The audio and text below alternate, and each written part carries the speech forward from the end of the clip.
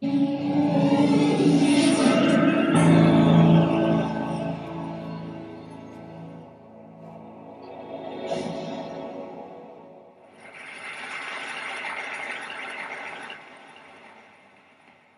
was sitting with my girls, and Joy said, "Dang, I wish he'd get off my back. My daddy, he calls me all the time." "Lucky for you, he calls it all," said Jasmine. "I haven't heard from my dad in years." At this moment, I knew that girls needed a way to connect with their fathers. In Camp Diva, my nonprofit organization, we have these types of conversations all the time as a way to help girls of African descent prepare for their passage into womanhood. These girls just needed a way to invite their fathers into their lives on their own terms.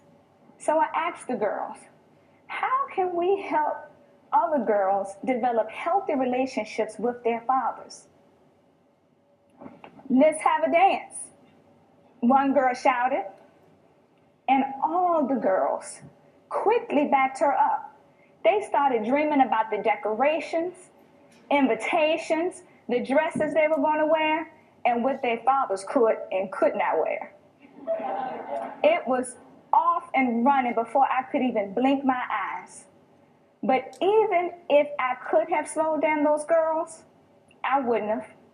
Because one thing that I have learned from over a decade of working with girls is that they already know what they need.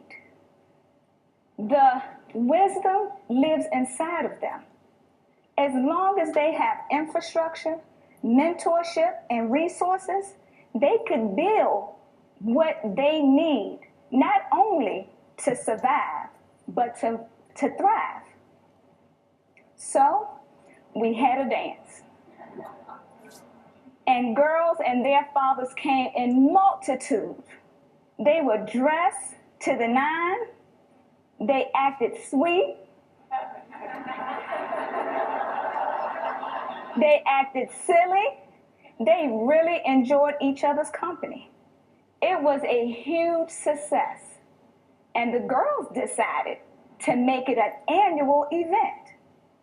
So as the seasons changed and it was time to plan the dance again, one girl named Brianna spoke up. And she said, "My dad can't come to the dance. And this whole thing is making me sad." "Why not?" the girls asked. "Because he's in jail," she bravely admitted. "Well, can he just get out for a day?" one of the girls asked. "And come in shackles? That's worse than not having him here at all." At this moment, I saw an opportunity for the girls to rise to the occasion and to become their own heroes. So I asked, what do you think we should do about this? We want every girl to experience the dance, right? So the girls thought for a moment, and one girl suggested, why don't we just take the dance in the jail? Most of the girls doubted the possibility of that and said, "Are you crazy? Who is going to allow a bunch of little girls dressed up to come inside a jail and dance with their daddies in SpongeBob suits?" Because that's what they called them. I said, "Girls, well, you never know unless you ask." So a letter was written to the Richmond City Sheriff, signed collectively by each girl. And I would have to say, he is a very special sheriff. He contacted me immediately and said, whenever there is an opportunity to bring families inside, his doors are always open.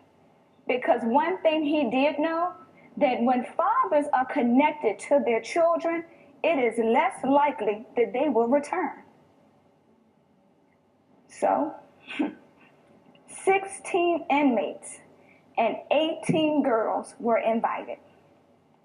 The girls were dressed in their Sunday best, and the fathers traded in their yellow and blue jumpsuits for shirt and ties. They hugged. They shared a full catered meal of chicken and fish.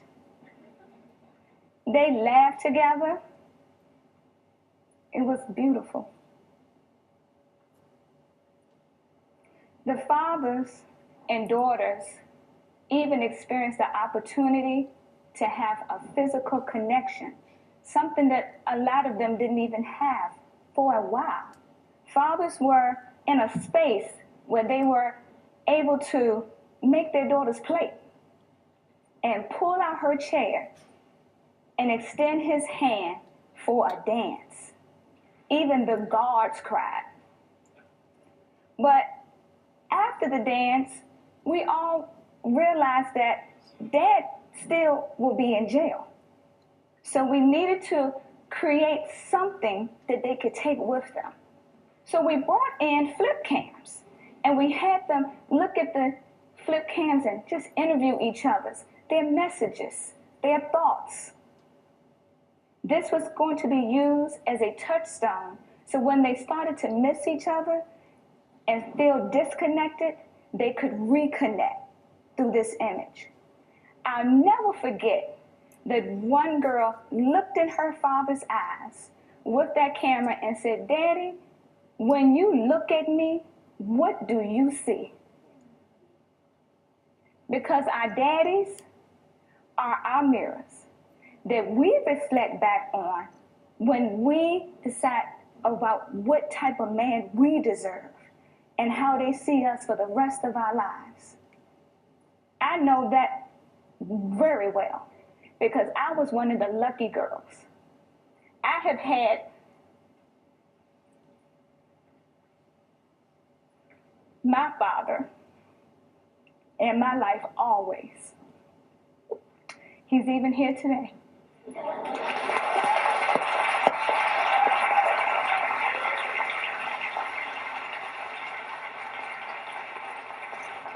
And that is why it is extremely special for me to make sure that these girls are connected to their fathers, especially those who are separated because of barbed wires and metal doors. We have just created a forum for girls who have heavy questions on their heart to be in a position to ask their fathers those questions and giving the fathers the freedom to answer. Because we know that the fathers are even leaving with this one thought: what type of woman am I preparing to put in the world?